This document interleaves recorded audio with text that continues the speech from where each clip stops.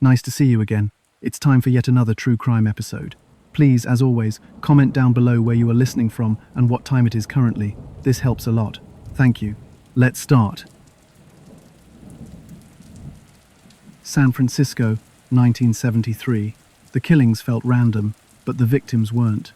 Who's orchestrating an invisible hunt, and how do you stop it? It began as noise in a city already accustomed to it. Late hours, light rain, empty sidewalks.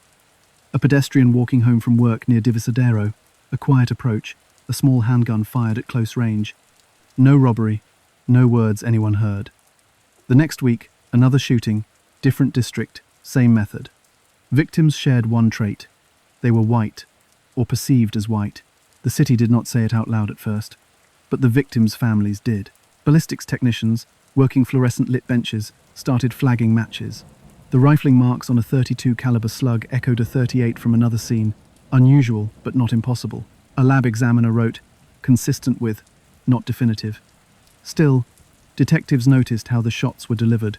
Tight groupings into the torso, sometimes the head. At a distance where there was no struggle, it looked practiced. It felt ritualistic. Witnesses had so little to give. A dark sedan rolling slow under streetlights. A man stepping from a doorway, moving quickly, then melting back into traffic.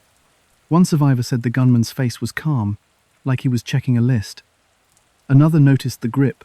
2 hands, firm, controlled breathing. The shooter did not run.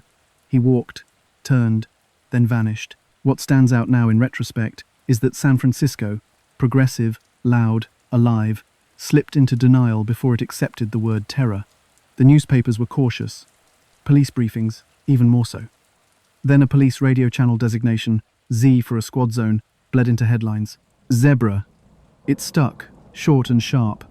A label that turned nightly fear into a brand. Homicide caseloads spiked.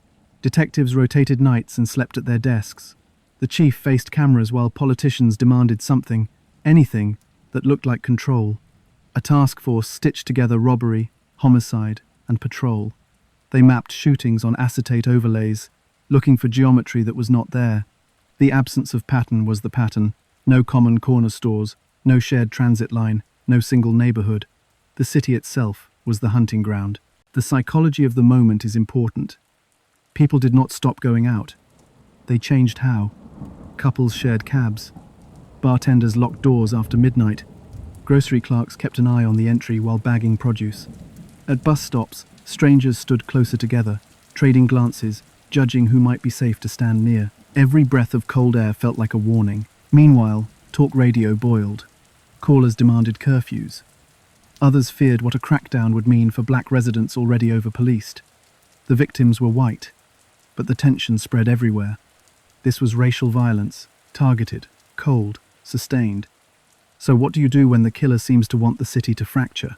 Investigators started looking sideways, not just at bullets and timelines, but at ideology. A whisper network inside prisons and certain storefront gatherings suggested an extremist doctrine, execution as initiation, violence as proof of faith. Nothing concrete, nothing a prosecutor could sign, but it changed how detectives listened. What if the lack of robbery was not restraint, but design? What if the ritual mattered more than the escape? Stakes rose with each headline. Business owners closed earlier, ate the losses, and told employees to leave in pairs. Church groups organized rides. Some families moved relatives out of the city for a few weeks. The mayor's office, sensing political risk, pressed for visible saturation patrols. Patrol officers, in turn, felt the pressure on the street. Every suspicious person call carried the potential to ignite the kind of stop that would backfire. Then, something unusual and unsettling surfaced in the evidence. The same brand of ammunition appeared across multiple scenes. Not rare, but oddly consistent with the way a small group might buy in bulk. A jacket fiber under one victim's collar matched a mass-market work coat, common, yet useful when combined with height estimates and gait descriptions. Upright posture, athletic stride, no limp, not enough to name a man, enough to tune the search. There were near misses, too. A driver at a red light saw a pedestrian stumble after a gunshot, hit the horn, and the shooter's head snapped toward the car. No license plate caught. A woman on a second-floor balcony heard the pop, saw the shooter tuck the weapon in a waistband, then lift a hand to his ear as if hearing a cue. Was he working alone, Or were there watchers planted down the block, eyes on escape routes, ears on police scanners? In missing person cases, silence is usually gradual. Here, it was instant. The victims fell where they stood, without a trace of struggle. That is the signature of someone rehearsed, someone who believes the act must be clean. Police knew they were hunting a method, not just a man. But here is the twist.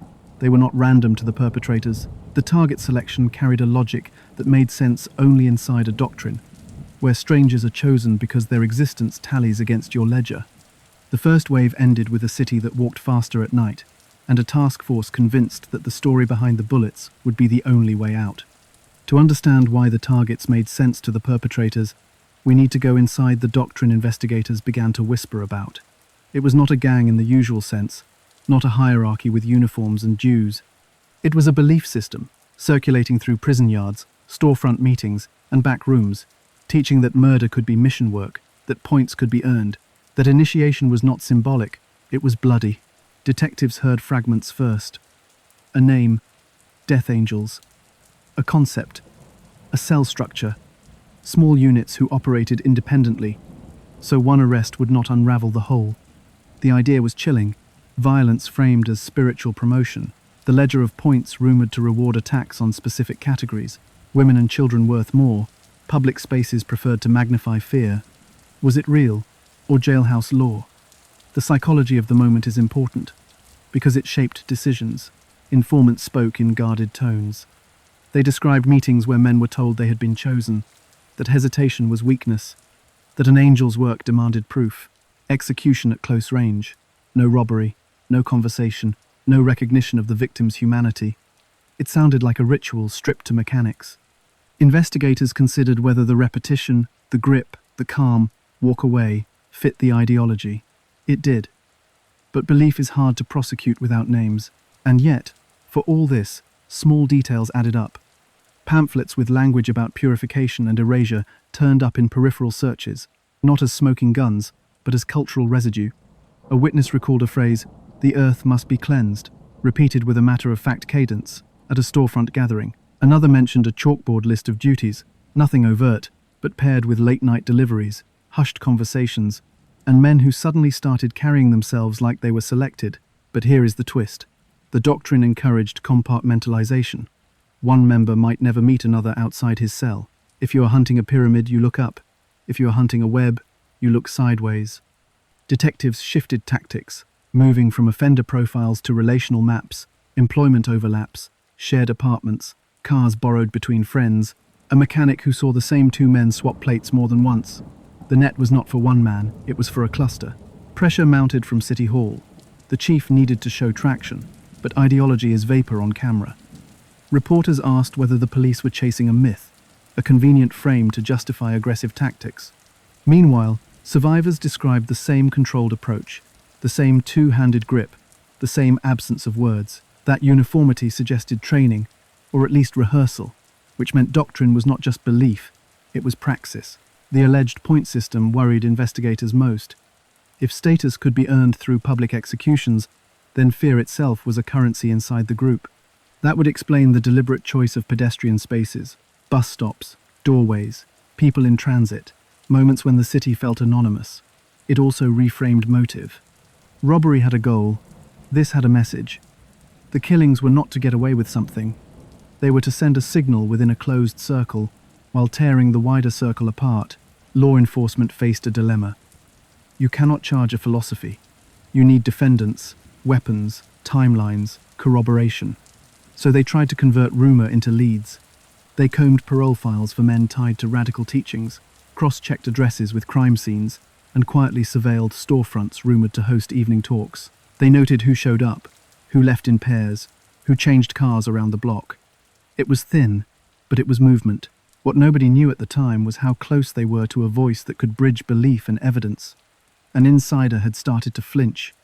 He had watched initiation talk harden into action, seen the calm after, heard the debriefs dressed as scripture. The moral gulf widened. Could he carry this? Could he survive if he spoke? In hindsight, the city's fear sat on two planes, visible violence and invisible ideology. One could be photographed, the other lived in closed rooms and private oaths. The investigation needed a breach. And one would come from someone who understood the doctrine's spine and decided to expose it. He walked in quiet, not cuffed, not summoned. Anthony Harris asked to speak off the record, then laid down a detail that had not been public. A victim's wristwatch had stopped 2 minutes after the shot because the crystal cracked and moisture seeped in. Detectives stared. How did he know that? He told them he had heard it, from the men who had done it, and from a room where the killings were not accidents. They were assignments. Skepticism was immediate. Informants in terror cases often blend rumor with self-preservation. Harris expected that, so he brought names and locations the police could check without arresting anyone. A garage on Golden Gate where a dark sedan had been swapped onto different plates. A back room off a small storefront where a map of the city, no pins, just grease smudges, hung behind a curtain. A .32 revolver that, he said, had a filed front sight to prevent snagging on clothing. If any of that hit, they would know he was not guessing. They sent him to polygraph, not because a machine could prove truth, but because the stress test sometimes exposes coached stories. The needles twitched hardest when he described a two-man run. One shooter, one watcher, each rehearsed to avoid conversation, each calm enough to walk. The examiner noted physiological spikes aligned with sensory detail, smell of solvent on a gun, the rough tape wrapped around a grip. That kind of texture is hard to invent on command. What pushed detectives over the line was verification. Surveillance found the garage. They watched a familiar sedan arrive, then leave with mismatched plates. A clerk near the storefront confirmed late-night gatherings, the same cluster of men arriving after closing. Ballistics techs examined a recovered revolver from a separate probation search, and, as Harris claimed, the filed sight was there, consistent with, again, not definitive, but consistent with the rifling from multiple scenes. The room shifted from doubt to planning. Harris named associates. He did not call them a hierarchy, he called them a circle. He mapped where they slept, who shared cars, who took late calls from payphones outside corner stores. He described weapons in rotation, tucked into shoeboxes under a bed, wrapped in a blue work jacket that shed fibers like the ones lab techs had flagged. He gave triggers and timelines, cycles of talk followed by action, then nights of quiet, like a fast cooling after a burn. The risk was personal, immediate, and lethal. He knew reprisals were standard. He asked for protection that would keep him away from both the men he was naming and the broader rumor mill. The psychology of the moment is important. Turning on a violent cell is not only about fear of death, it is about severing belonging, renouncing a doctrine that framed murder as purpose. He was cutting himself loose, with no guarantee the city would catch him. Prosecutors entered quietly, weighing credibility against the blowback they could see coming. If they anchored a case to an insider, defense would go for blood, benefits, deals, pressure, contradictions. Could the physical evidence carry the weight if the informant faltered? They started building redundancy, corroborate every claim twice. If Harris said a call came from a specific payphone, pull the toll records, then find a witness who remembered a man waiting in line that night, restless, scanning the street. Controlled operations followed. Teams sat on the apartments Harris identified, logging comings and goings, matching jackets, shoes, gait, the little things that tie a person to a scene without a face. Phone logs from nearby businesses showed late calls that lined up with Harris's triggers. Patrol units were briefed to note dark sedans with quick plate changes. Every verification thickened the spine of the case. Meanwhile, Harris wore the cost. He moved locations. He used new routes. He met handlers under fluorescent lights, answering the same questions multiple ways, making sure he was not embellishing to please anyone. He asked whether this would end, whether the city would still see him as complicit, even if he had stopped the next shot. The moral weight did not lift. It shifted. Then he gave the address that would matter, a modest apartment where, he said, weapons moved after nights of work. He described the layout, who slept in which room, where a shoebox sat under a shelf near a heater. Detectives did not rush.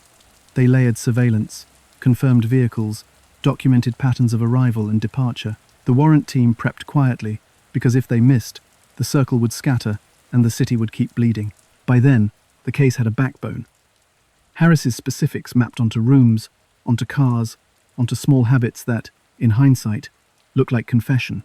But to move decisively, police would cast a dragnet that reached far beyond one apartment, a decision they believed would prevent more killings, and one the city would remember for its scars. Command did not whisper it. They announced a sweeping stop and question program keyed to suspect descriptions. Young to middle-aged black men, lean build, dark coats, moving on foot in target corridors, associated with a dark sedan.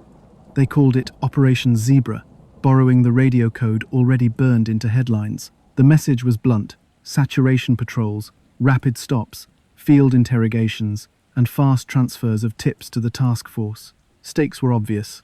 Detectives believed a small cell was cycling through weapons and streets. Any delay meant more bodies. But the criteria were broad, and San Francisco's black residents knew it. Thousands were stopped on sidewalks, pulled from cars, asked to open trunks, empty pockets, recite alibis for ordinary nights. The hotline lit up, but so did civil rights switchboards. Past midnight, patrol cars formed grids, headlights washing bus stops where, hours earlier, gunmen had walked. The mechanics were relentless. Bolo cards, be on the lookout, listed height ranges, coat types, gait notes, two-handed grip indicators for officers who might spot a concealed carry stance. Patrol maps split the city into boxes, each car expected to clear its square every hour, report contacts, log addresses. A central room pinned fresh tips next to acetate overlays, drawing lines from nightly calls to prior scenes. It looked methodical. It felt invasive.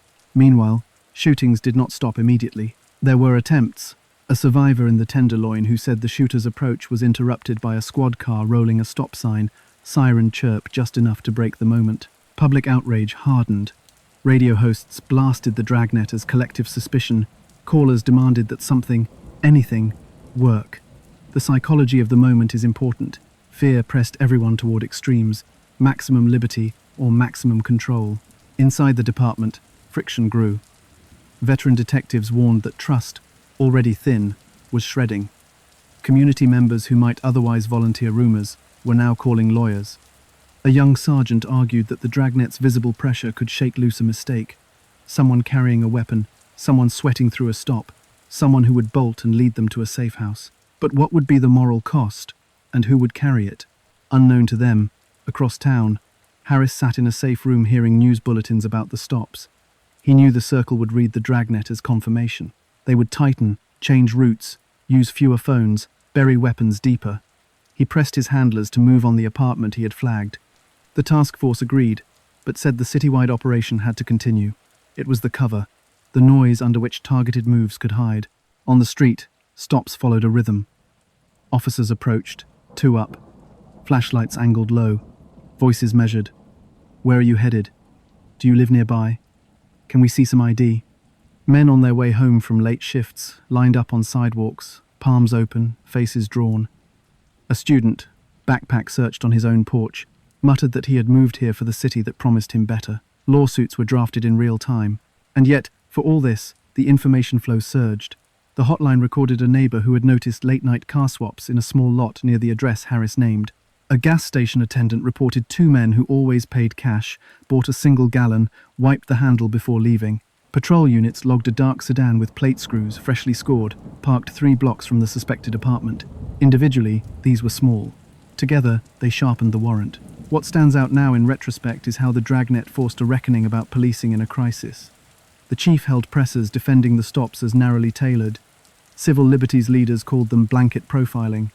A minister said from his pulpit that he had been stopped 3 times in 2 nights walking from church to car.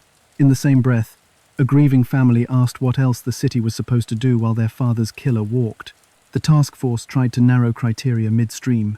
They added behavioral cues, plate changes, car switching, loitering near payphones used in prior calls. So, stops leaned on patterns, not just appearance. They created a green channel line for community leaders to report abuses, promising corrective action. It helped a little. But the memory of being lined up, questioned for walking home, would linger far longer than any policy memo. Operationally, the dragnet produced a few critical finds. A traffic stop on an old work sedan exposed a revolver under a seat wrapped in a blue work jacket, the same shedding fibers labs had tracked. The weapon was not a match to the main series, but the jacket tested, consistent with fibers lifted from a victim's collar. Another stop turned up a shoebox with ammunition that matched the brand clustered across scenes. Not definitive, but tightening. The moment everything shifted came from one apartment. The The one Harris insisted held the rotation point. Surveillance, cloaked by the citywide operation, saw men enter with nothing, leave with jackets bulked at the waist, return lighter. A patrol unit staged a broken tail light, stop on one of them, logged his ID, then stood down, feeding his name into the warrant. It was surgical inside a storm. Detectives understood the paradox. The dragnet might help break the case, and it might break the city's trust. They pushed the warrant package through a judge who demanded specificity.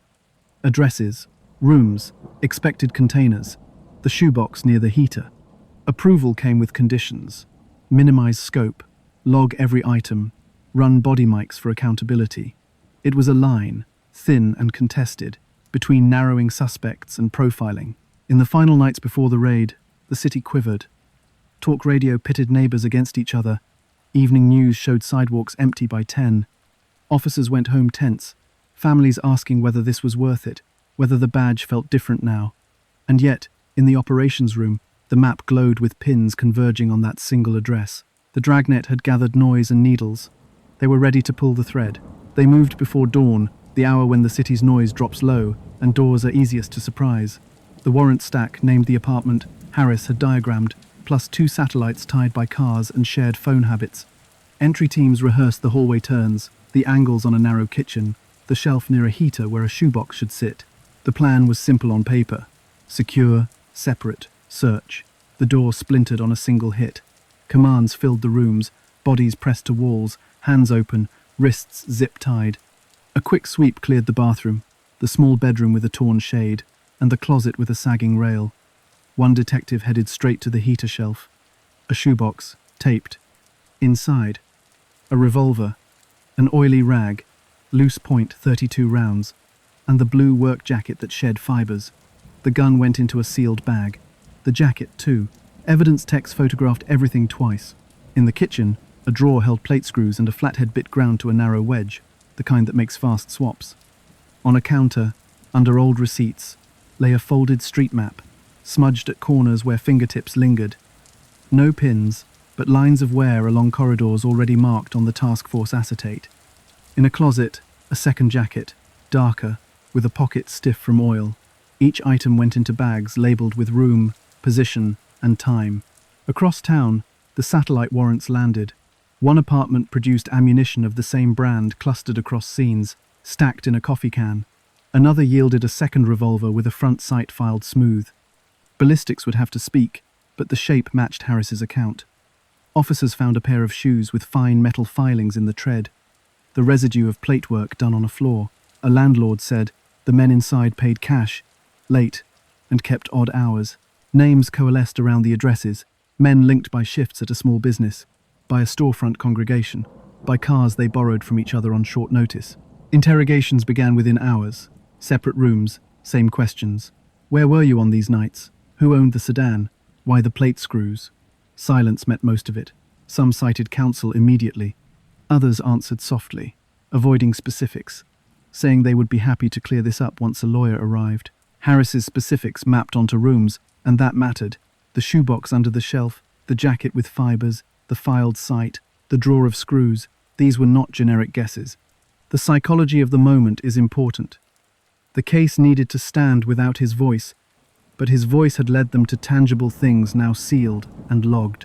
Prosecutors began to build counts, each tied to a piece of metal or cloth, a timestamp, a street. Forensic threads tightened. The lab matched microscopic striations on bullets to one recovered revolver, consistent with multiple scenes where victims fell at close range. The jacket fibers aligned, under a microscope, with those lifted from a victim's collar months earlier. The ammunition brand cluster, while not rare, stacked alongside purchase records traced through a hardware store that remembered cash buys, 1 gallon of solvent, a box of screws, and 2 jackets bought weeks apart by men who arrived together and left separately. Sketches converged, too. A survivor identified the bearing, the two-handed grip, the calm walk away, as consistent with one of the detained men's training background. A witness remembered a particular coat seam and a narrow scar near an ear. None of it was definitive alone, but together it built a pattern the jury would recognize as deliberate, calculated, and repeated. Community reactions split along deep seams. Some families, hearing that arrests had been made, exhaled for the first time in months. A mother stood on a stoop, whispering that her son could finally take the bus to night classes. A minister held a prayer vigil for the dead, for the city, and even for the accused, asking that truth, not anger, decide what came next. In the same night, a group marched to the precinct, holding signs condemning the dragnet and the mass stops that had swept them into suspicion without cause. Inside the department, detectives felt the weight. They had evidence, but they also had a city watching every step. A senior prosecutor told them to slow down on press briefings, to let lab results anchor the story instead of rumors. Defense attorneys filed motions to suppress, arguing that the dragnet tainted identifications and poisoned the atmosphere for fair process. Judges scheduled hearings, the calendar filled with dates that would decide what the jury could hear. Interrogations evolved into strategy. With counsel present, defendants said little. One asked why the police were obsessed with a jacket anyone could buy. Another said the screws were for home repair. The revolvers, they claimed, were unregistered holdovers from rough neighborhoods and did not tie to any scene. Prosecutors responded by widening the chain. Phone records from payphones near the storefront, calls timed to line up with shootings, car logs that showed the sedan parked within walking distance minutes before attacks. The arrests were not a clean ending. They were a door into the courtroom where every item would be contested, every inference challenged. But in the evidence room, under steady light, the case had shape, metal, cloth, paper, and timing, all threaded through an insider's map. Relief mixed with anger out on the streets, and both emotions were earned. The warrants had pulled secrets from ordinary rooms. Now, the battle would shift to a place where stories change, and the rules weigh each word. The courthouse felt like a pressure valve. If anything failed, the city's anger and fear would vent back into the streets. Prosecutors opened with the metal and the timelines, not the ideology. They set the revolvers on an easel photo, then put the acetate maps on a screen, pairing dates, locations, and recovered items. The message was clinical. This is what we can prove. Defense came hard at the spine. Anthony Harris. Incentives, contradictions, fear. What did he get in exchange for his cooperation? Relocation, protection, money? They probed for embellishments, moments when his phrasing shifted, any sign he had shaped his story to match press leaks. The psychology of the moment is important. If they could make Harris look like a man saving himself at any cost, the rest would wobble. But here is the twist. The prosecution did not let the case rest on one voice. They brought the lab in first. Ballistics examiners walked the jury through striations, the nearly invisible tool marks cut into bullets as they leave a barrel. They explained, consistent with, in plain terms, more than a hunch, less than a fingerprint. A revolver from the heater shelf produced microscopic features that overlapped across multiple scenes. Not one match, but many.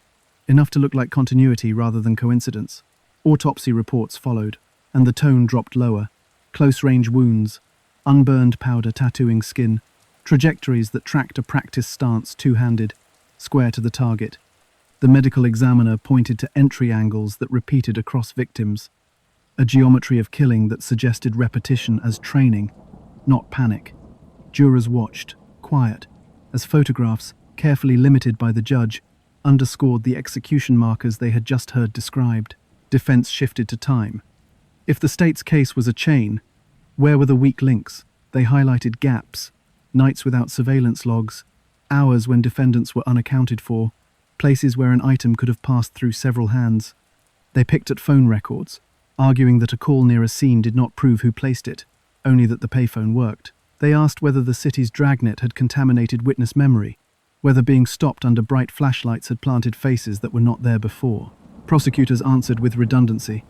A gas station attendant remembered the plate screws, the cash buys, and a driver whose hands smelled of solvent. A landlord testified to odd-hour comings and goings, tenants who swapped cars as if they were tools.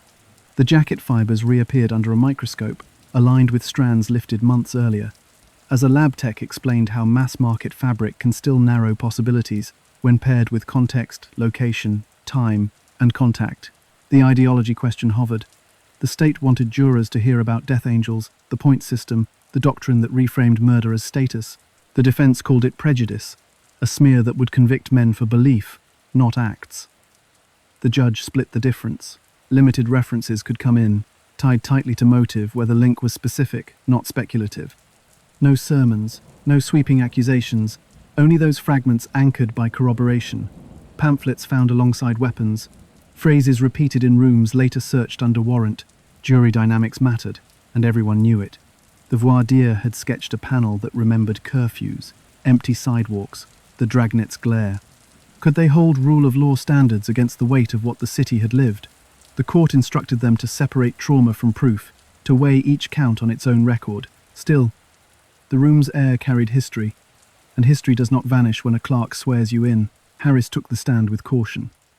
He spoke in short sentences, stayed close to things the lab had verified: the filed front sight, the shoebox near the heater, the blue jacket that shed. Defense pressed on benefits again. He admitted protection, admitted fear, denied coaching, pointed back to the items now in evidence. What happened next remains shrouded in mystery, he said when asked about inner hierarchy.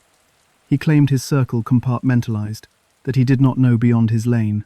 The prosecution's anchor remained the material: a revolver's striations, a fiber's alignment, a phone call's timing, a shoe's fine metal filings. They layered a final composite: a night, a corridor, a sedan parked 3 blocks off, a call from a known payphone, and the recovered gun tying back through striation patterns to 2 bodies.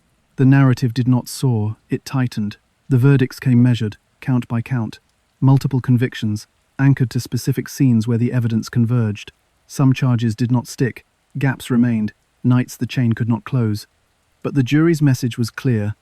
A calculated campaign existed, and these men were part of it. In the aftermath, justice had a shape, but it did not erase the city's scars, or the questions about how the case had been built, and at what cost. When the verdicts landed, the city exhaled, but it did not relax. People still walked faster at night. They paired up for short distances, texted before stepping off a curb, timed grocery runs to daylight. Habits formed under threat do not disappear, they harden. Survivors described new reflexes: crossing streets to avoid shadowed doorways, leaving parties early, keeping keys between fingers, just in case. The body remembers what the mind wants to forget. Cab sharing became a quiet norm. Bartenders phoned rides for closing staff. Students clustered at bus stops, faces angled toward approaching headlights, scanning for a silhouette that fit the old fear: lean build, dark coat, hands low near the waist. It was not rational anymore. It was conditioned. A generation kept mental maps of safer corners, even as the danger that drew them had passed.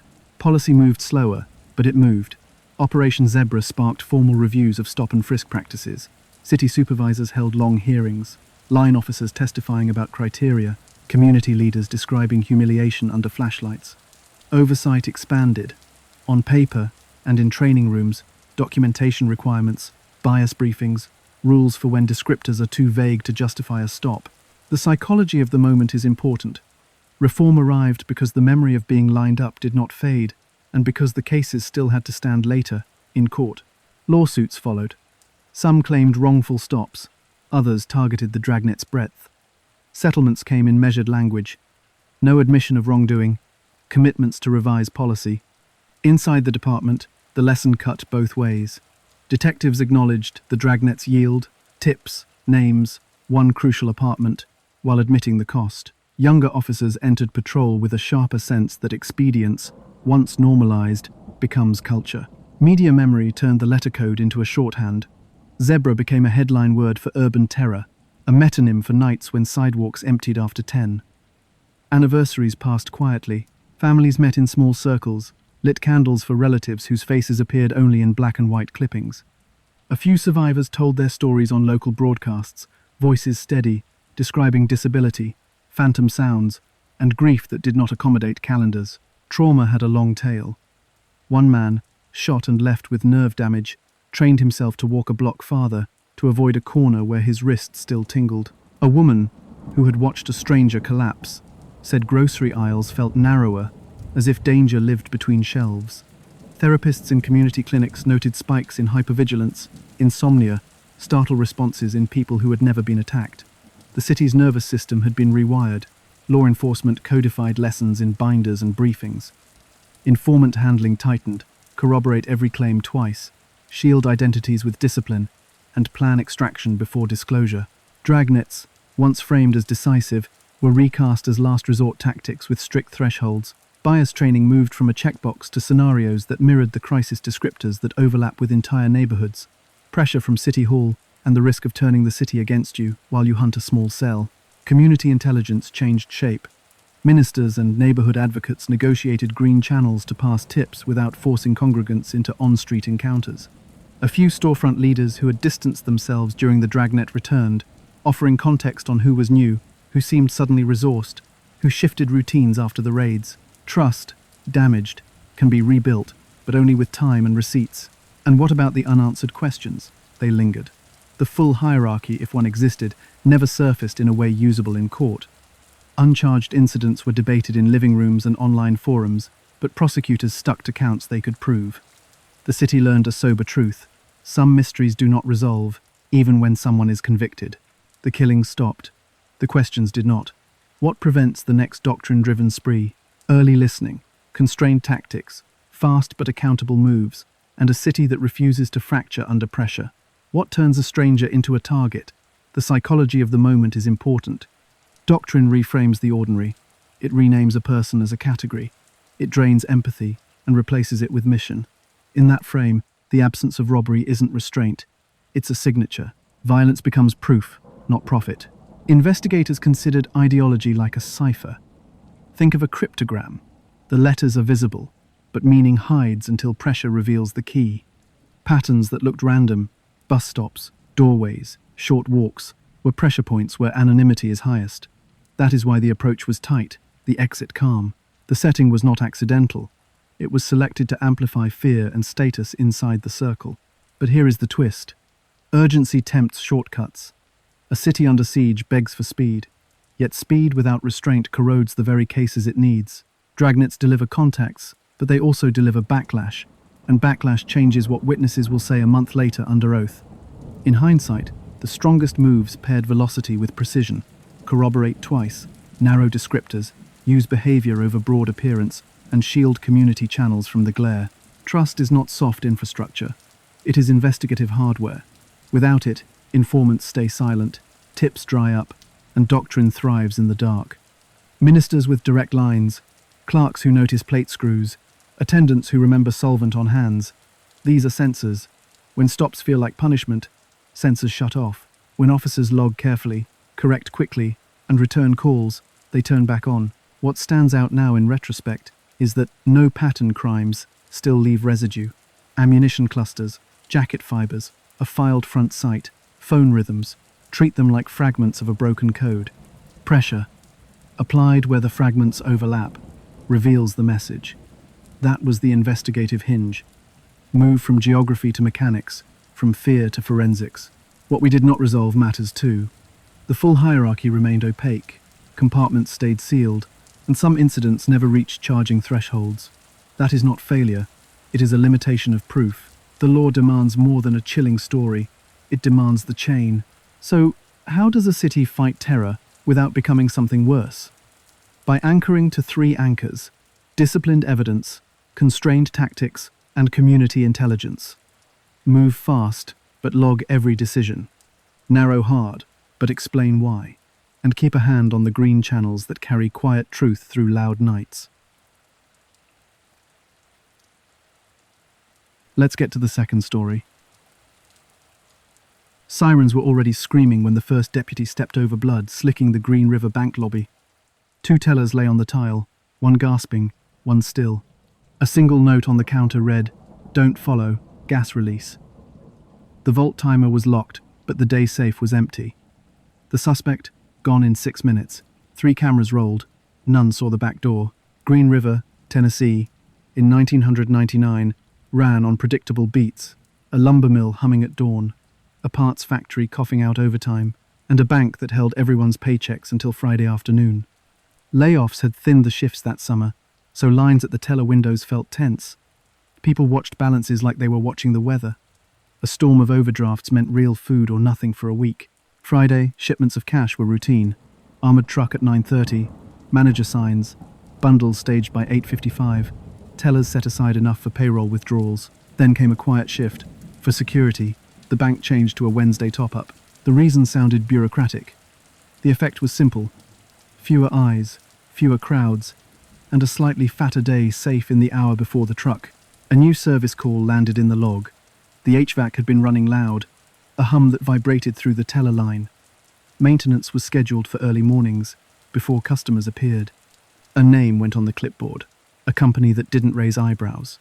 No one noticed that the callback number, later, wouldn't connect to anything. The manager had habits, and habits are maps. He arrived early, left the inner door unlocked while he made coffee, and, almost every day, walked 2 doors down at 8:42 to grab a pastry before the armored truck arrived. The tellers joked about the ritual. Routine isn't a flaw until someone times it. Security at the bank was designed for the expected. 3 cameras, one over the front entry, one along the teller line, and one facing the parking lot. There was a gap, a service corridor running from a side office to the back door, used by cleaning staff and vendors. No lens watched it. The back door had an old spring that stuck, so it stayed propped for ventilation after cleaning nights. The door alarm chirped and reset normal behavior. Nobody minded it. Inside the vault room, time delay safes kept large reserves locked behind a clock the staff couldn't speed up. But the day safe, a smaller compartment for the morning's needed cash, opened with keys and codes under 2 sets of hands.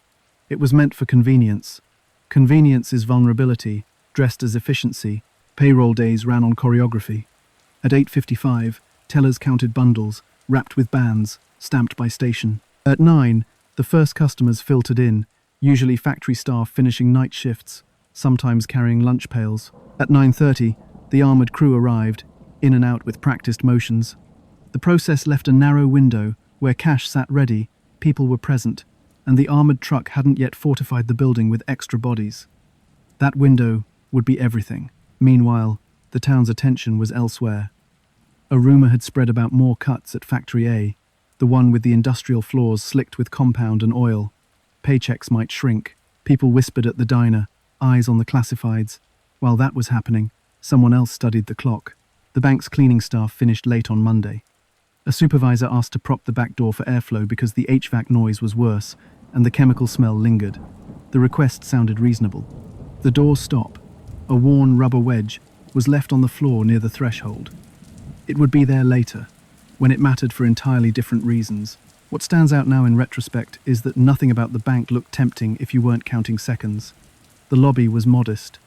The safe system discouraged big scores. The most secure days were obvious: Fridays, armored truck in full view. The least defended moment lived in between. Early, quiet, while routines overlapped.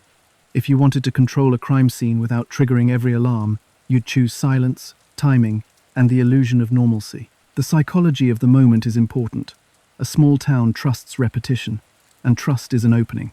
The front camera reassured staff. The teller line camera reassured insurance adjusters.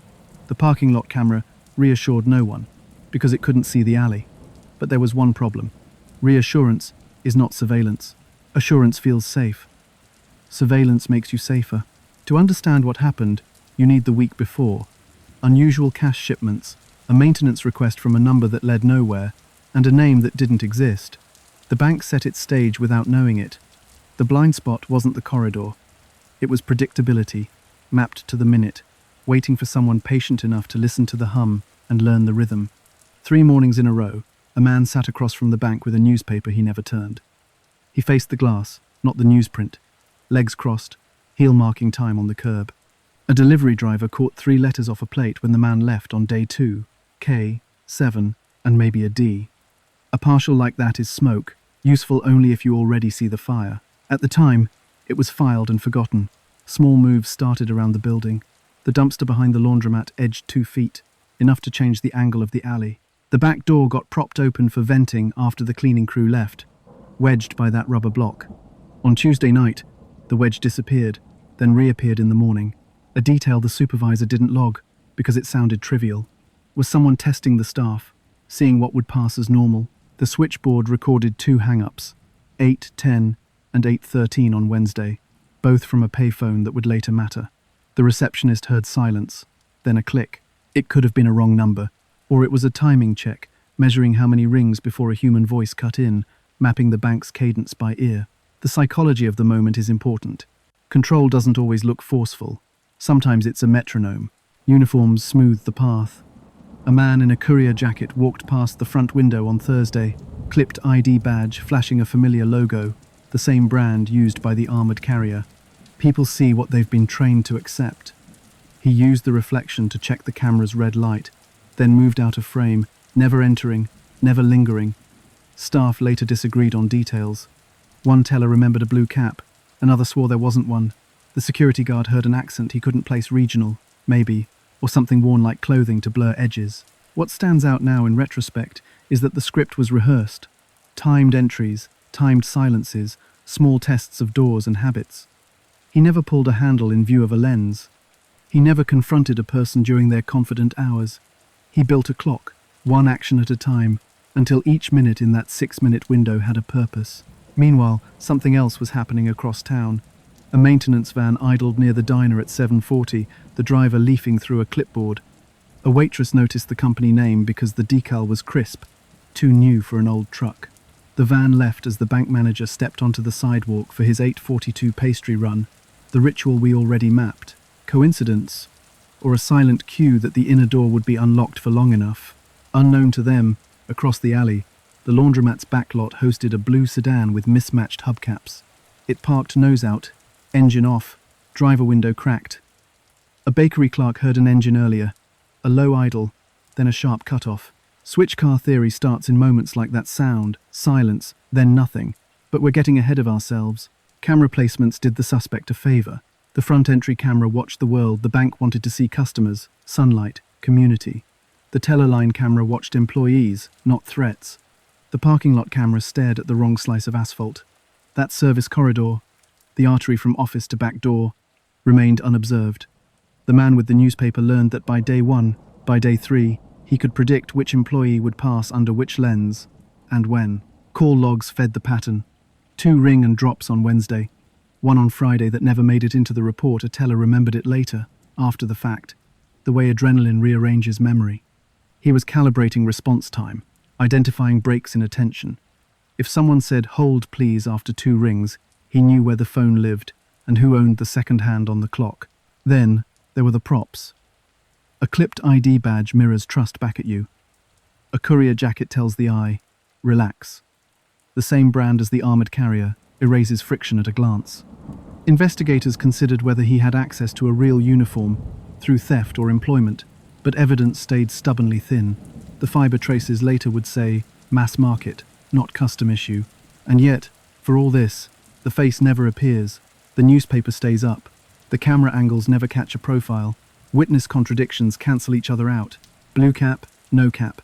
Accent, no accent. At the time, that muddle looked unhelpful. In hindsight, it reads like staging, noise seeded to blunt a future composite. But a script needs actors. That morning, 3 employees walked into the scene he'd sketched. 1 opened the inner door and left it ajar while coffee hissed. 1 counted bands at 8:55, stamping dates without looking up. 1 glanced at the front camera and felt safe. The man across the street folded his paper, stood, and finally moved. Stakes first. 3 staff on duty, 1 customer at the counter, cash already staged in bands for morning withdrawals. The day safe holds enough to float half the town's week. Lives and payrolls sit inside a narrow window that only works if nothing interrupts it. What happens when interruption becomes the plan? He enters at 8:58. Not a rush, not a swagger. Measured. He catches the inner door with his foot, keeps it from latching, and moves with his bag already open. The jacket reads courier, the clipped badge flashes, and the first teller's brain files him under routine. He says almost nothing. He doesn't need to. The weapon says it for him. Sword-off barrel, taped grip, muzzle low, angled to the counter lip. He shows it, doesn't wave it. Minimal commands, each one a verb. Keys, open, hands. He slides the phone off the counter with a quick hook of his wrist, pockets it, then plants a pen over the silent alarm toggle, wedging the button so it can't depress. It's a small move with big control. He's not faster than the system. He's preventing it from starting. The customer freezes. The second teller looks for the manager and remembers he's out for pastry. Timing isn't luck here, it's design.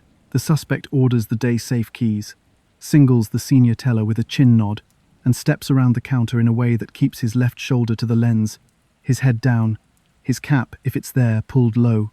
He never offers a full face, never turns square to the glass. He bypasses the time delay not with technology, but with target selection. The large reserves are locked behind a clock that won't speed up. He doesn't ask it to. He wants the day safe only, the compartment meant for immediate use. 2 hands, 2 codes, keys, and a push. The safe opens, pre-counted bundles appear. He lifts only the amounts stamped and dated, telebans intact, and drops them into his bag with practiced economy. No rummaging, no greed. Control wavers when fear does. One teller, young, new, reaches for the floor pedal she believes will help. She doesn't know it's jammed. He sees her move, pivots, and strikes with the barrel, a downward swing meant to stun. The skull fracture that will end her life begins with that hit. The room compresses, sound dims, and for a second he risks the thing he hates most, chaos. He reasserts control violently. Another command, hands flat.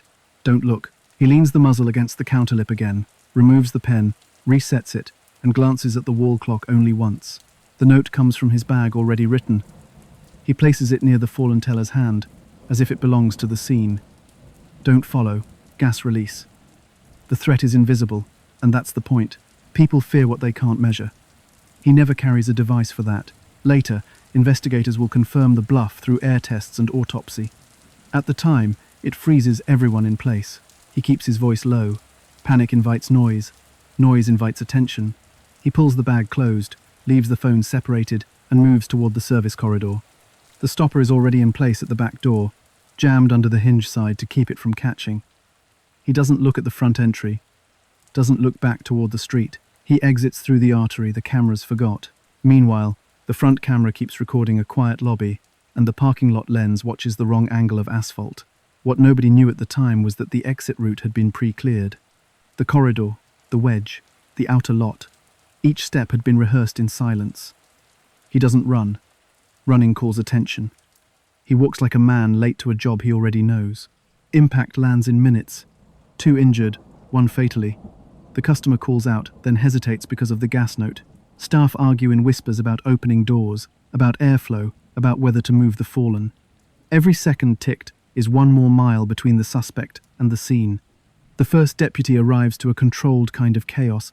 No shattered glass, no sirens until after the exit. The vault timer is still locked and humming. The day safe is a hollow square, and the front cameras saw nothing useful. This is where the psychology matters. He doesn't empty drawers, he doesn't spray bullets, he doesn't monologue. He favors certainty over greed, speed over bravado, and silence over spectacle. He understands that the human brain, under stress, clings to instruction. A written threat becomes a commandment. Don't follow isn't a plea, it's an order dressed as a warning. Inside the bag, teller-stamped bundles rest exactly as counted. He avoids vault money because vault money ties him to the time delay clock, ties him to risk. He takes what the bank was about to hand out anyway. That choice lowers his exposure and shortens his stay. 6 minutes is a window you can see through only if you know where it begins and where it ends. Back in the corridor, the rubber wedge holds steady. The door swings without the usual stick, and the alley takes him to air that smells like detergent and fryer oil. The laundromat's dumpster, nudged days earlier, screens the view from the street. The blue sedan waits nose out. If he uses it, he's gone before anyone decides the gas was a bluff. If he doesn't, he walks 10 paces and becomes any workman in a courier jacket, cutting through the bakery's morning crowd. In the aftermath, clocks become evidence. Surveillance timestamps map the opening, not the exit. The pen on the alarm button carries a partial smudge. The note holds no prints that matter. The taped grip keeps sweat from telling tales. A life is lost, a town is reordered, and a disciplined operator leaves behind exactly what he intended: fear, silence, and questions that won't go away. While EMTs stabilized the wounded, a deputy circled to the alley. The service door hung on that rubber wedge, a quiet admission that someone planned the exit. 10 yards down, behind the laundromat, a blue sedan sat where the dumpster's new angle shielded it from the street. No plates. Mismatched hubcaps. The driver's seat pushed back, radio knob missing, ash in the tray, but no cigarette smell. Whoever used it didn't linger. A bakery clerk across the lot told investigators Shed heard an engine idling earlier. A low, steady tone, then a sharp cut-off, right around the time the suspect would have reached the back. She didn't see anyone stepping in or out, just a shadow sliding along the rear wall. That's the problem with switch car theories. Sound is suggestive, not specific. But paired with that plateless sedan, the idea hardens. Start a decoy, shut it down, then slide into a second vehicle positioned out of common view. The alley camera that might have settled it had been out since Monday, flagged for maintenance. The work order looked legitimate at first: glance company name, service ticket, completion note. But the callback number tied to the same deadline as the HVAC request. Forged or piggybacked, either way, it erased the only lens that could have caught the handoff. What stands out now in retrospect is coordination across a week, not a morning. A quick canvas pulled one more thin strand. A teen cutting behind the church lot saw a blue car roll out, slow, nose first, then stop short. He thought it was odd because the brake lights flickered like a nervous foot. He didn't catch a face. He didn't catch a plate, because there wasn't one. Officers logged it under possible sighting, then watched it sink under the weight of more urgent tasks at the scene. Inside the bank, recovered cash bands told their own story. Teller's initials, dates stamped for that morning, no vault codes on any strip. The haul was controlled, deliberate, and limited to what had been staged. That choice matters. Vault money would tie the suspect to a weight, a risk, a longer time on site. Day safe money ties him only to a minute and a route. The psychology of the moment is important. He trimmed exposure like a surgeon trims tissue extra cuts. Roadblocks rose fast on the river road and at the highway ramps. State troopers checked trunks, asked for licenses, peered past duffel bags and toolboxes. Nothing. It felt less like he outran them, and more like he never aimed for those arteries in the first place. Scanner chatter later suggested he knew the county's dispatch sequence. He moved opposite the net as it formed, exploiting the tiny lag between a call and a cruiser turning its wheel. A deputy toggled through channels and caught a ghost. A brief burst on a frequency only mechanics and hobbyists usually know, an alert tone, then silence. If he carried a radio scanner pre-programmed to county bands, he could hear where the heat was thickening and where the map still had holes. Investigators considered that possibility after a pawn shop, weeks later, would surface a unit with those same presets. For now, it was just a hunch that fit the shape of the escape. By noon, the blue sedan was on a flatbed. No VIN on the dash pulled, carefully. The door jam tag had been scraped. Under the hood, the block numbers didn't match any local theft reports.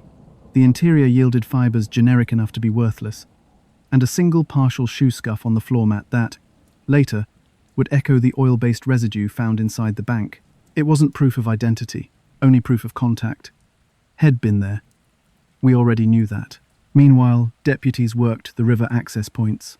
Gravel popped under cruisers, cattails rattled, boats drifted from shore in sloppy arcs. If he stashed anything, it didn't float to the surface that day. The river is a good liar. It keeps what you ask it to keep, and returns what you can't use. When the current wants to help you, it will. When it doesn't, it turns money into mud and metal into memory. The blind spot wasn't only the corridor camera, it was the assumption that flight looks like speed. In disciplined operations, flight looks like normal life. A second car without attention-grabbing damage. A walk through a bakery with flour on the floor and coins on the counter. A turn made 2 streets before the checkpoint even exists. The suspect favored certainty, not improvisation. He left a car shaped like a question mark, then answered it with absence. While deputies searched the river road, investigators combed the banks previous week, pulling work orders, cross-checking caller IDs, and building a list of anyone who knew about the Wednesday shipment. Each document felt ordinary alone. Together, they read like direction marks along a trail the suspect wanted them to follow late, not soon. The vanishing act wasn't a single trick at the door. It was a week-long rehearsal that ended with a quiet walk into the day. In the hours after, the building turned clinical. Techs snapped photos, bagged fibers, and followed a breadcrumb trail that seemed generous at first glance, then withered under analysis.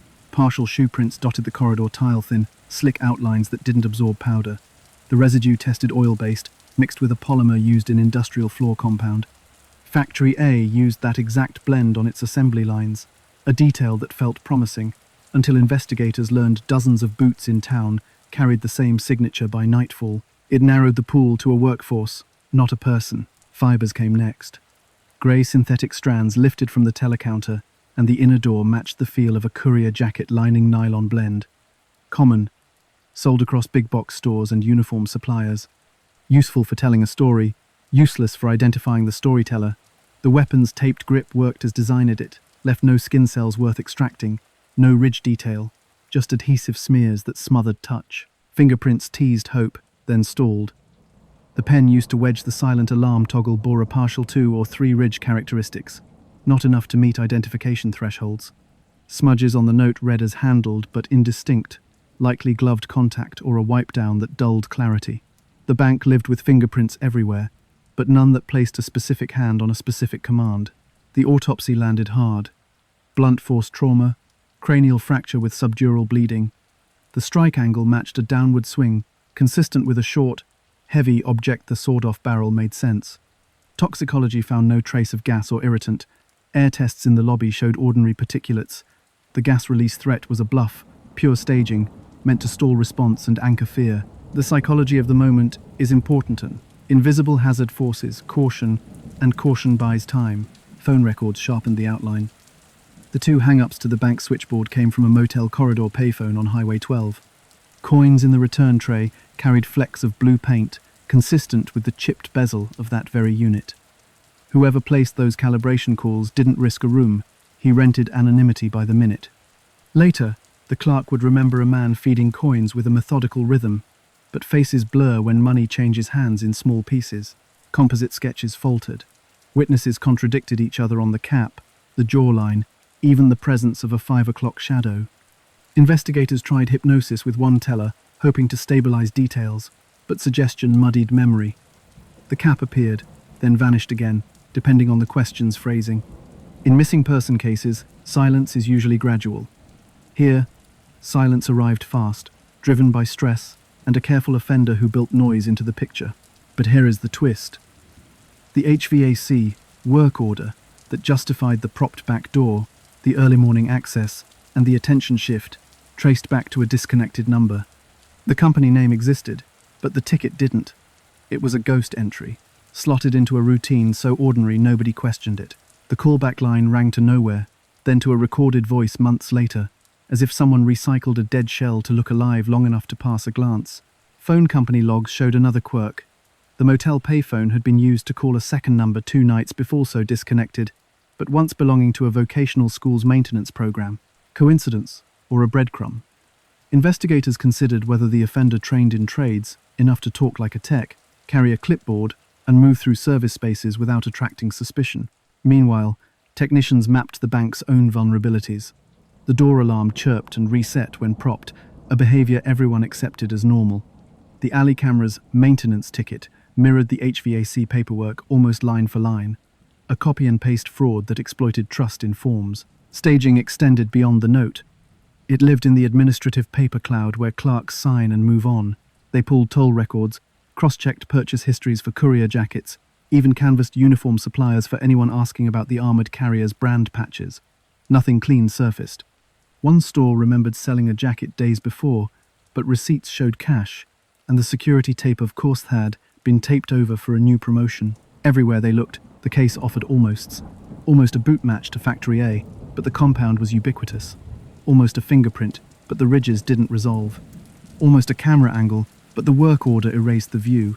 It pointed toward an offender who understood thresholds would trigger, would log, would blur. He stayed under everything, not invisible, just indistinct. The theory turned inward. Was there inside help? Or was this a disciplined lone operator reading habits like a ledger? The gaps didn't feel like luck. They felt curated. And when evidence feels curated, you're not chasing a ghost. You're chasing someone who studies systems, then edits them, one silent line at a time. Pressure looks different in small towns. It doesn't roar, it whispers names. Investigators built a perimeter of possibilities, then stepped through each door, testing for weight, testing for motive, testing for a seam that would split. First, the fired guard. Head worked for the armored carrier until 3 months before, when a grievance over shift assignments curdled into a suspension, then termination. He knew the Wednesday top-up schedule, the 9:30 arrival, the manager's signature routine. His alibi was a time card at a machine shop across county lines, clocked in at 8:02, clocked out at 4:26. But here's the problem. The machine used a punch rack anyone could access for a friend. He insisted he was on a lathe all morning. The foreman backed him, yet couldn't recall a single task detail beyond basic runs. That's thin, but not a fracture. Then the maintenance subcontractor. His company landed the HVAC ticket that never truly existed. He carried debt, late notices, a van spotted near the bank on 2 nights that week. Heads say he parked there for coffee at the diner, yet the waitress remembered him bringing a thermos, not buying a cup. His invoice date sat neat. His callback number trailed to a service that routed through a disconnected exchange. When questioned, his timeline wobbled around 8:30 on the morning of the robbery.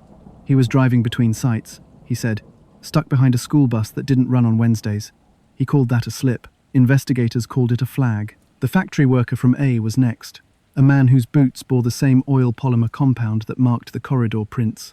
But that compound coated half the plant by noon every day. Had been written up recently for taking unauthorized breaks, a detail that fit a profile of someone slipping off-site. Yet his supervisor swore he was on the line during the window, and Swipegate data showed an entry at 7:58, an exit at 12:06. Could he have left in between without logging it? Yes, through a loading dock that stayed ajar for deliveries. Did anyone see him gone? No. Proximity is not presence.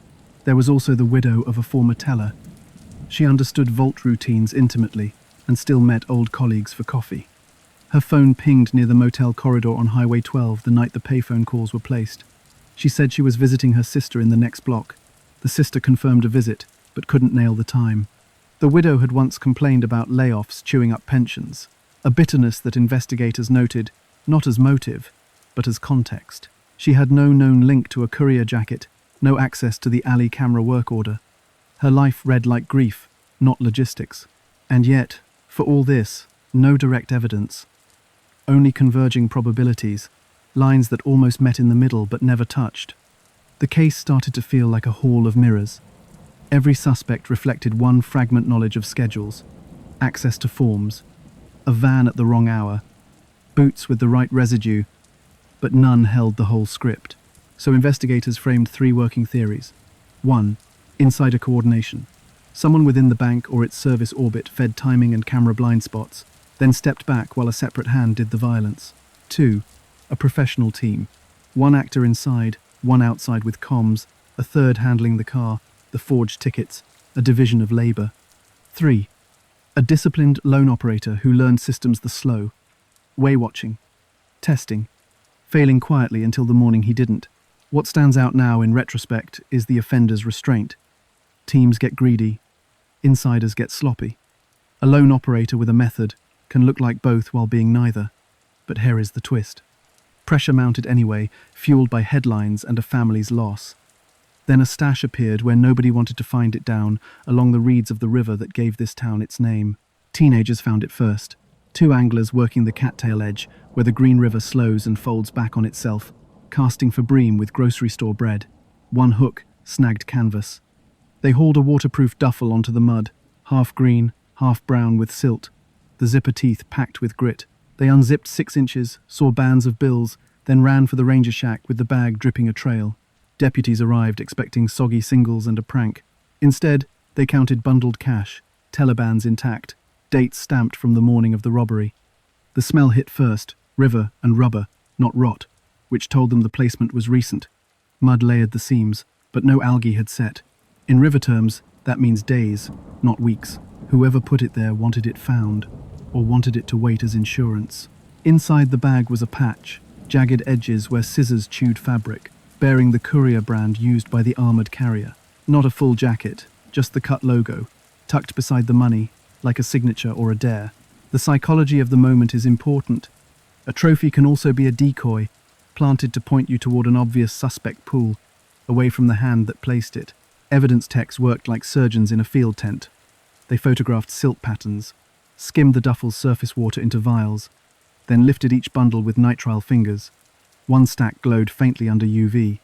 A fluorescent trace powder, the kind banks use in drills, dusted the edges. Months earlier, the bank had staged a robbery exercise, marking certain bundles to test detection. That powder shouldn't have left the building, yet here it was, whispering that at least part of the haul moved straight from the teller line into the river with minimal handling. What does a stash like this mean? Investigators considered 3 uses. First, a cache for later retrieval, placed in a spot the offender could navigate by feel at night, counting steps from a familiar bend. Second, A discard to lighten risk. Dumping heat when roadblocks tightened. Third, a forced narrative, the magician's force card. A planted reveal that directs the audience to think about couriers and the armored carrier, not about forged work orders and motel payphones. Mud chronology matters. Silt layered under the bag was thin, disturbed by placement, then settled in a halo.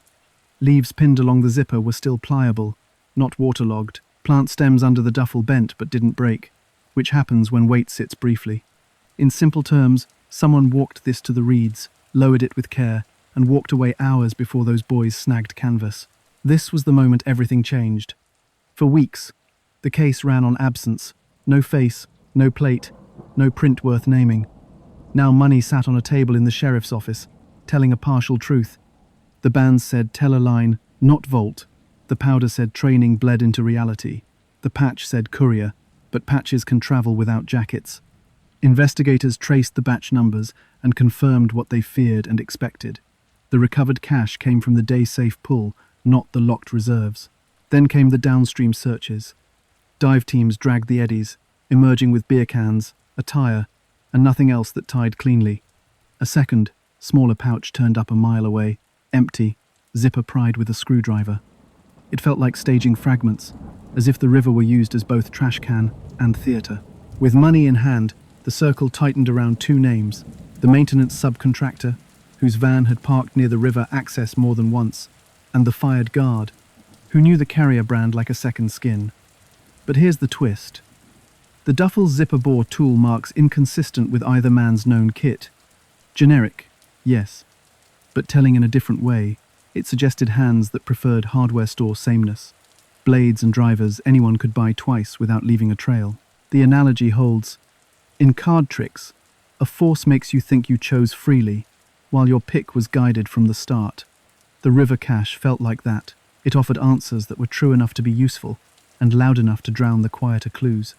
It pushed the story toward visibility, while the real method stayed under the surface, moving with the current, just out of reach.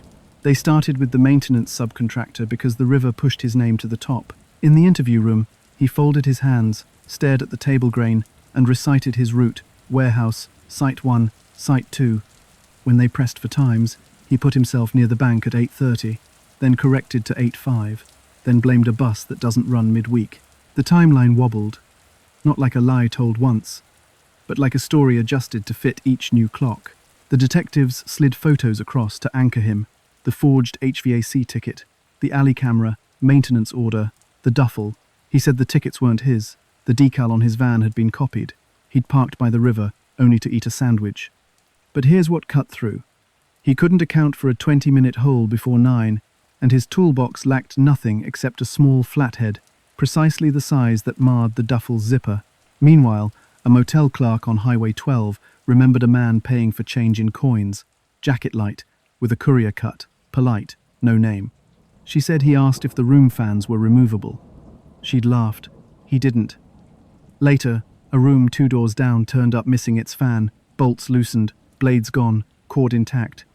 The clerk identified the subcontractor's photo as maybe, then switched to could be when a second face hit the table. Unreliable? Yes, but what stands out in retrospect is the fan detail. Why ask unless you're testing noise cover for coin-fed calls? The fired guard came in with counsel. He knew the carrier's brand patches, knew the Wednesday schedule, and knew how time delay safes alter risk. He also knew to say nothing. His lawyer steered every question into no comment, but the detective still read posture. When they mentioned the fluorescent powder, his jaw set. When they mentioned the river, he asked for water. Thin tells, not testimony. They checked his time card, then interviewed the shop foreman again. The work that morning left no traceable product logs, only a general note: lathe cleanup. A co-worker recalled him stepping out for a smoke at 8:50, unusual because he usually waited until break. Could he have left the county, hit a bank, and returned? The distances argued no. The method argued maybe, if he never drove himself, and if the time card was a ghost. Investigators considered an accomplice parked close to the shop's blindside, but that theory needed a driver who never existed on camera. Factory A's worker sat small in his chair. His boots glistened with compound, but so did everyone's by shift end. He denied knowing the river access trails, denied leaving the line, but swipe data left holes a man could slip through, loading docks, a side door that stuck open during deliveries. He had no courier jacket, no scanner, no reason to cut a logo patch. He looked like proximity, not design. Pressure moved outward. Detectives leaked controlled bits to the paper, the duffel, the patch, the motel fan. The maintenance man hired counsel overnight. The guard's lawyer filed a complaint about harassment. The factory worker called in sick and never missed another day after. Please leave a like and subscribe for daily true crime stories. What happened next remains shrouded in mystery because the polygraphs never happened. Counsel shut doors, subpoenas dragged, and when the pawn shop tip surfaced, a scanner with county presets, the seller's description matched the motel customer's build, not his face. A glimpse, not a grip. Without a confession, prosecutors needed a mistake. They didn't get one. They got an outline of a man who rehearsed, who curated gaps, who turned every solid into vapor the moment it touched court standards. Investigators stood in the draft of that erasure, and the case cooled by degrees. The break didn't come from a lab. It came from a pawn counter stacked with old radios and scratched guitars. A clerk logged a used radio scanner, beat-up casing, but the internals were clean. What stood out were the presets: county dispatch, sheriff car to car, fire mutual aid, even a maintenance channel most hobbyists skip. The clerk thought it was unusual enough to note, then called it in when the reward flyer mentioned scanners. Detectives drove over, expecting noise. The scanner delivered a pattern. Whoever programmed it knew the county's stack order: primary, overflow, encrypted gaps you can't hear but can anticipate. The seller was a man in his 30s or 40s, medium build, plain hat, cash payment, no name. The clerk remembered his hands, calloused, nails clean. A detail that sounds small until you pair it with someone who wears a uniform, carries a clipboard, and avoids grease where it clings. Could it be the motel customer? The clerk thought the build matched, the posture matched, but the face didn't stick. That's how erasure works in open daylight. You occupy the spaces people don't store in memory. But here's the twist. 2 blocks from the bank, a church had installed a parking lot camera for congregants' cars after a string of petty thefts. The resolution was poor, the frame rate limited, but when detectives canvassed again, the pastor handed over tapes. On the morning in question, at 9:03, a shape crossed the far edge of the lot. A blue sedan, nose out, coasting, then pausing like a driver, checking mirrors. In the shadow, under an oak, the plate bracket flashed just long enough to show a dealership tag frame from a regional used car lot 30 miles away. It was the first hint of a lineage. They pulled records, called the lot. A manager remembered the frame design, said they used it until a fire 2 years later took out their filing room. Paper sales logs, title copies, everything gone to ash. Insurance rebuilt the office, not the history. The lot had changed owners since, the old employees scattered. The bracket led to a door with a knob, but no hinges. In hindsight, the erasure looks deliberate, or at least useful to someone who understood how small-town bookkeeping can vanish in literal smoke. They widened the net. Could the sedan be a parts car? Could the bracket have been scavenged and attached to a shell with pulled VINs? The earlier forensic on the car said yes, numbers scraped, tags gone. The church clip didn't deliver a face, only a silhouette, and that trembling pause before the roll. It felt like the case in miniature, a glimpse, followed by absence. Meanwhile, the scanner raised new questions. Why sell it? Was it a clean-out, a move, or a calculated handoff to muddy provenance? Investigators considered whether the offender used the pawn shop like he used the river, drop an object where it can be found, let it point in a general direction, then step away. The psychology of the moment is important. When you curate evidence, you decide which truths survive and which sink. Detectives traced the scanner's model, checked repair shops for anyone who serviced that brand, and found nothing binding. The presets, though, told a story of someone who paid attention to dispatch choreography. You don't stumble into the maintenance channel. You pick it because it fills the quiet between major calls, because it lets you hear when cruisers are staged for events, leaving holes elsewhere. The blue sedan's shadow and the scanner's presets almost converged at one more point. A retired dispatcher remembered a week where the county changed a tone-out sequence after interference on a shared frequency. The scanner in evidence reflected the old order, not the new. That meant the unit was likely programmed before the robbery, aligning with the rehearsal week. It made the operator feel present even when no face could be drawn. Pressure bled off as months passed. The bank replaced glass, shifted cameras, sealed the back door spring. Families tried to move through grief that didn't move back. Detectives rotated to other cases. The file thickened with reports that repeated patterns, sightings of blue cars that weren't, men in courier jackets who were just couriers. The case cooled to the temperature of institutional memory. Then, years later, an envelope slid across a desk. No return address. Inside, a single page, typed, clean. It claimed the gas release note was lifted from prison yard law, a bluff used by a gang to freeze guards during contraband runs. And there was a ledger, handwritten times that mirrored the bank's morning choreography, including the manager's 8:42 pastry walk. The letter didn't confess. It gloated without a voice, as if recognition mattered but exposure didn't. Investigators ran the page through every test they had at the time. The paper stock traced to a vocational school supply order. The handwriting didn't match any suspect in the immediate pool. No prints, no DNA. The letter was like the scanner, like the duffel, an object that confirms a pattern while withholding a person. What stands out now in retrospect is that these artifacts felt like breadcrumbs, laid just far enough apart to keep the trail from ending, but never close enough to reach a door. In the aftermath, the town fortified what it could. Cameras multiplied, doors behaved, routines changed their times. The ghost remained, a glimpse in a church lot, a scanner humming the county's old heartbeat, a letter that knew the manager's pastry run. Each reveal brought the case into focus for a moment, then receded, like a figure at the edge of a fogged window, there and not, moving with intent, leaving behind a chilling mystery measured in minutes, presets, and silence. The envelope was thin, the kind you buy in bulk. No return address, no smudge of a thumb where someone pressed too hard. Inside, a single typed page and a photocopied ledger line. The typed note didn't confess. It instructed, almost like a teacher nudging a student toward the right chapter. It claimed the gas bluff came from prison yard tactics. Freeze a room with an invisible threat. Move while fear does the rest. The ledger line was worse, because it was intimate. Handwritten times mapped the bank's morning like a bus schedule. 8:20 open, 8:42 manager pastry run, 8:55 band staged, 9:30 armored arrival. It wasn't a guess. It read like someone who'd stood near enough to hear the coffee drip and the door chirp, or someone who'd collected habits over weeks and kept them like trophies. Forensic work started before the page cooled. The paper stock tracked back to a vocational school's supply order, standard weight, slightly rough surface, the kind used for lesson plans and workshop notices. The font on the typed note wasn't a printer's tell. It was clean, generic, leaving no bleed marks to date a cartridge or brand a machine. The photocopy of the ledger used a toner line that suggested an older copier, the kind you find in school admin offices where repair calls get pushed down the list. Handwriting analysts compared the ledger scrawl to every suspect who'd ever brushed this case. No match. Not to the maintenance subcontractor, not to the fired guard, not to the factory worker, not to the widow. The pen pressure was steady, the numbers neat, as if the writer rehearsed even the way ink met paper. The psychology of the moment is important.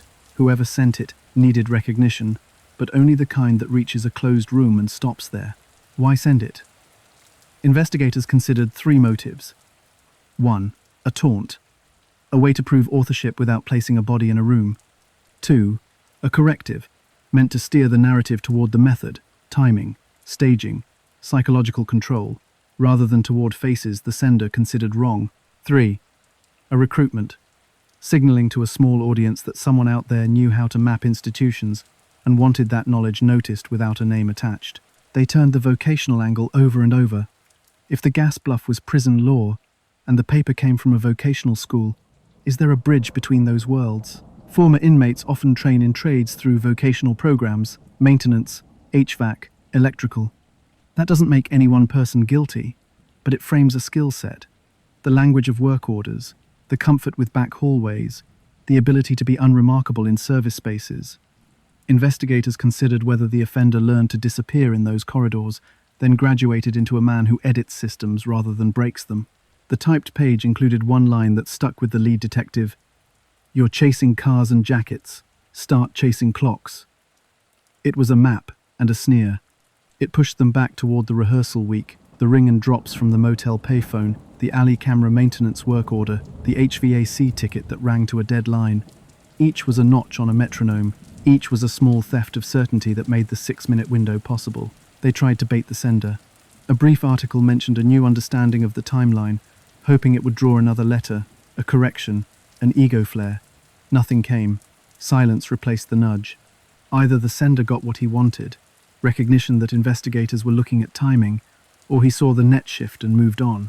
What stands out now in retrospect is how the letter fit the offender's pattern, reveal enough to keep you in the right chapter, then starve you of characters. The ledger line acknowledged that 842 pastry run, a private habit only a small circle knew.